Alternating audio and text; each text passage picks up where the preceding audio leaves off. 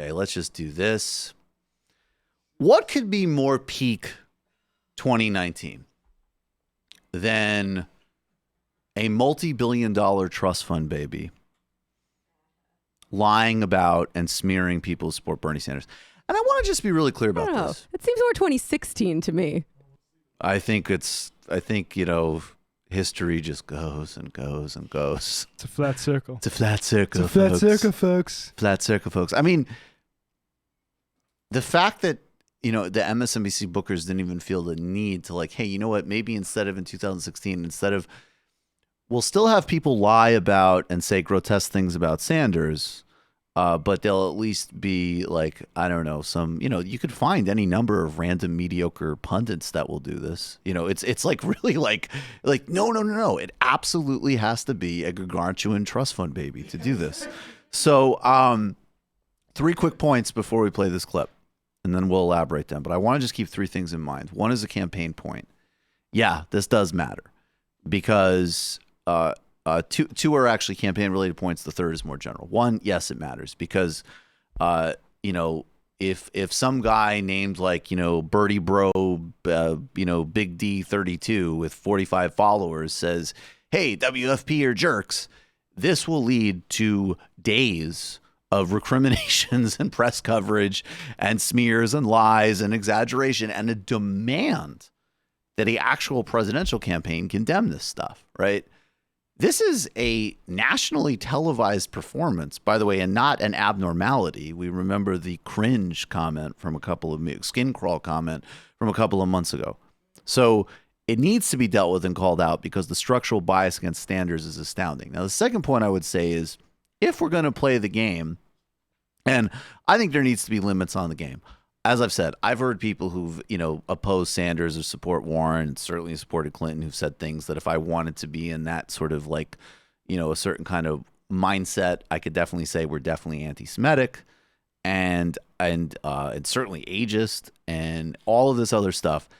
I don't think it's the responsibility of, the Warren or any campaign to condemn what random people on Twitter say. But I will say this.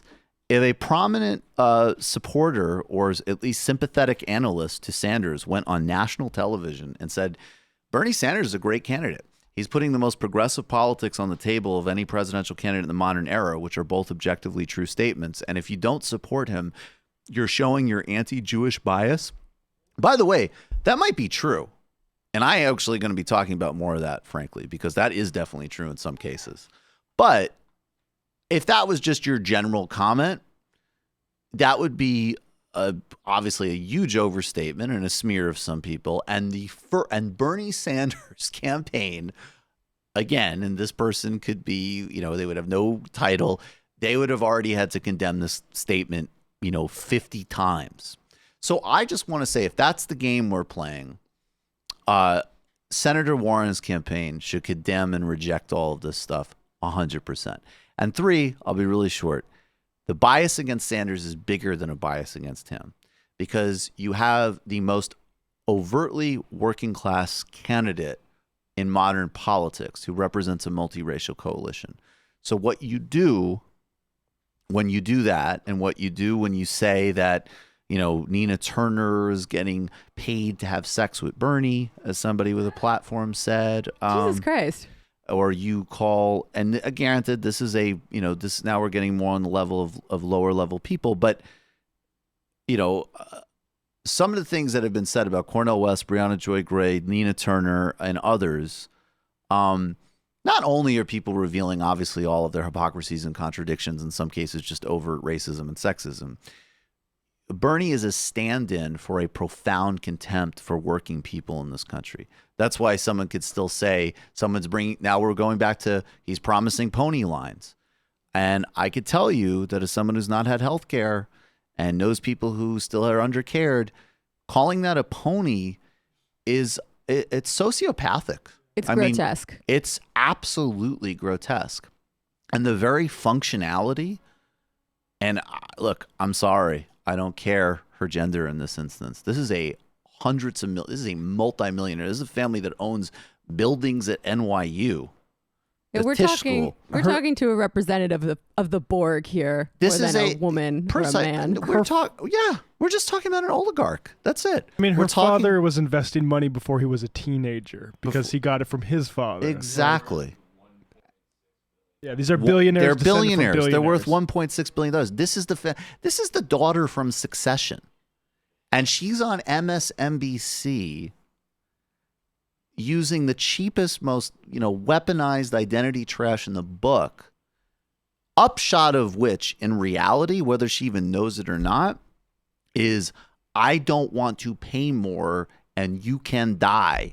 And by the way, not only can you die, advocating for yourself is sexist.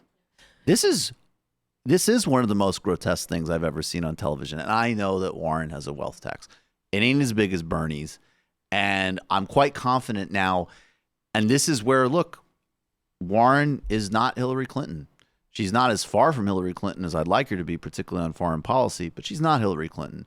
But because now she is absorbing and benefiting from the professional middle class, right wing, corporatist, disingenuous caucus like Tishman, she's going to also, in that sense, have to take responsibility for her supporters. Anyways, I'm sorry, I had a lot to get off my chest there. Let's play this clip. There's a ceiling. There is nowhere to go, but there is no up to go. And all of those support, I actually overheard someone saying that I thought was an interesting point. Sorry, but remember when Tom Skoka was talking about ventriloquism of other people by pundits online? This is just another instance of that. On Same Smarm. thing. Good essay. Read it. Overheard someone saying that I thought was an interesting point, that basically at this point, if you are still supporting Sanders as opposed to Warren, it's kind of showing your sexism because she has more detailed plans and her plans have evolved. I thought it was an interesting point, and I think there may be something to it. Yeah, I agree with all that. It's a good answer, Chris. Yeah. Okay, right. Oh, that's a good answer. You just completely smeared a whole electorate of people. Oh, blah, blah, blah, blah. By the way, and again, I'm over the performance of plans. And this is another area where look, I'm annoyed, whatever. The Warren campaign did their brand thing. That's fine. I don't hold it against them. But the fetishization that people have of these so-called plans, first of all, they're blog posts. They're blog posts. And you're not convinced. I have yet to meet a single person who gives me that spiel. I go, oh, that sounds cool. What plans are you talking about? Oh, well, Oh, could you tell me some detail? I actually have read a couple of these plans. I've never met anyone who comes to me bragging about them and tells me that that's a reason to support her over Sanders who's read them. I literally have not met that person. I'm sure they exist. I've never met them. And now Bernie has quite detailed plans as well. So that's a moot point. But I mean, look, the bigger point here is just the disgusting, grotesque disingenuousness that we talked about before. But Sure. Please, guys, have it. I mean, I have a few thoughts on this. I mean, first of all, when I talked before about how we need to be civil to the good faith Warren supporters, this is not who I was talking about.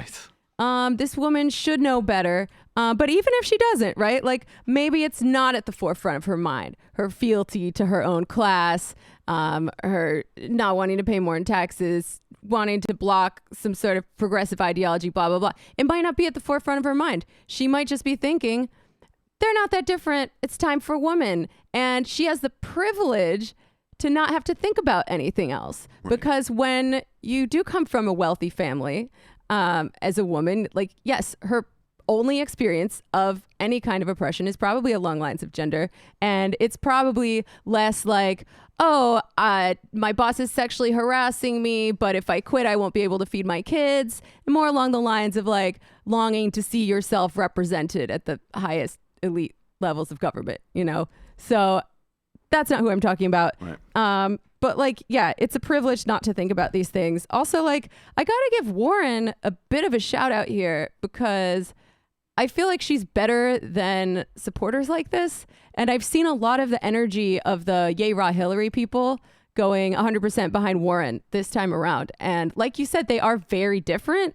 And I think what it reflects about these people is not necessarily that their ideology has changed substantially since 2016, but it's that they don't really care about ideology that much. They don't really care about policy. I think it's 100% right. And I would just add, though, one, if Warren on a campaign basis wants to keep getting credit for it, she needs to disavow it.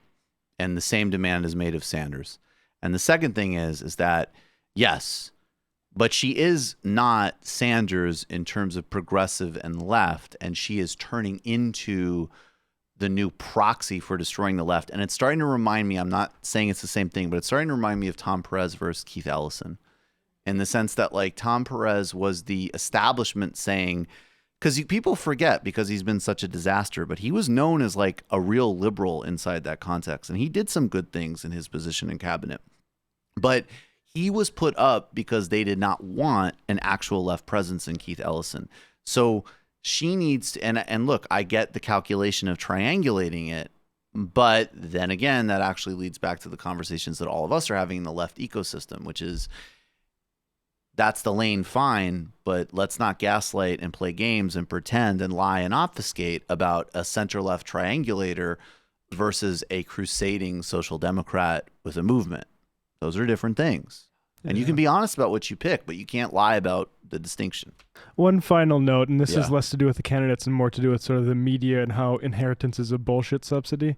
I'm reading Emily Tisch Sussman's bio. Emily Tisch Sussman has been at the forefront of the progressive movement in America for more than a decade. Oh, I bet. And I mean, she has less followers than all three of us. Of course. Like she has a third. Like she has 5,000 followers on Twitter. Of course. You've been doing this for a decade, and that's the following you've built up. And I just not want to say that's the most important metric, but. And when I just said Mic drop. And I just want to say, when I said like the daughter in Succession, that isn't, I don't actually just mean generically billionaire daughter, though I could, and I make no bones about it, but actually specifically, if you watch that show, part of her sort of cultivation of her being something different than her family is being involved as like a liberal political consultant.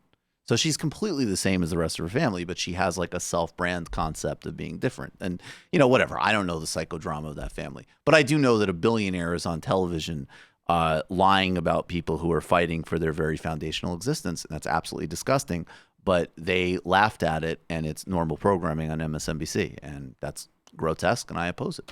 I mean, look, if I were a billionaire with a vested interest in maintaining some form of market capitalism in this country and in this world, and I, didn't want something worse to happen. I didn't want the pitchforks to come for me during the revolution. I would make a big show of supporting Bernie Sanders because he is the one who's going to reform, who's going to create the reforms that will keep capitalism going.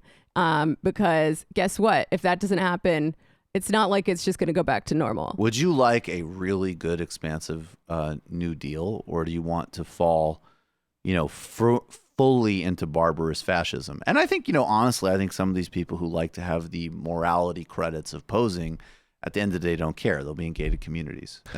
I think anybody who comes from a couple of generations of wealth on both sides and isn't basically taking the maximalist class antagonist position should keep their mouth shut. 100%. I agree completely. Well, but to be fair, there are a lot of people who share this belief about Bernie Sanders, and maybe us. We just talked about why maybe a billionaire oligarch should probably not be making that message on Trust Fund Baby, should probably not be talking about that on MSNBC. But how about a really prominent film producer? This is from 2006. Yes, this is, well, how about back in the day when it was a really prominent film producer making that same point? She said to me that when Bernie said Hillary wasn't qualified, they took that a little sexist, just like, how could the Secretary of State, 103 countries that she visited, two-time senator, first lady, civil rights lawyer, not be qualified?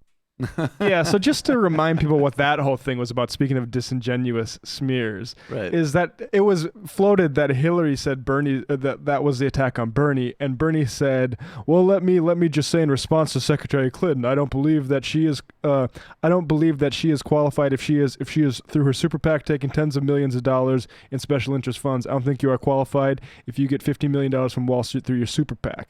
So it was a return for the unqualified thing. Apparently only Hillary is allowed to call Bernie, a senator, unqualified. Well, and that's another reason why I'm just being really clear about this stuff, because it's like, we know that, like, if they ever have a debate moment where he says, my friend and colleague Senator Warren, who I respect a great deal. And in which case, in this one, like that would actually be true. Yes. He would say, but we have a fundamentally different belief about medical debt or rent control. He'd do that. And then all of these people are going to say, did you see the leering sexism in his eyes? Condescending. Yeah. So it's just like, we can't play all that And bullshit. just one final note from me on the whole Washington Generals conversation we were having earlier. Tisch Sussman was a former vice president of something at Center for American Progress. I believe, Jesus Christ. I believe that. But like, I gotta say, like, I really do understand the desire to have a woman be president. And not everybody who has that desire is as privileged as this class enemy that we were just watching here. But you gotta think about the other stuff too. You gotta think about the big picture. You have to think about America's role in the world. You have to think about the people who are dying because they don't have health care. And all of those things are super, super important, and there's no contest. Material consequences, folks. Material consequences, folks. Well, here's I don't know.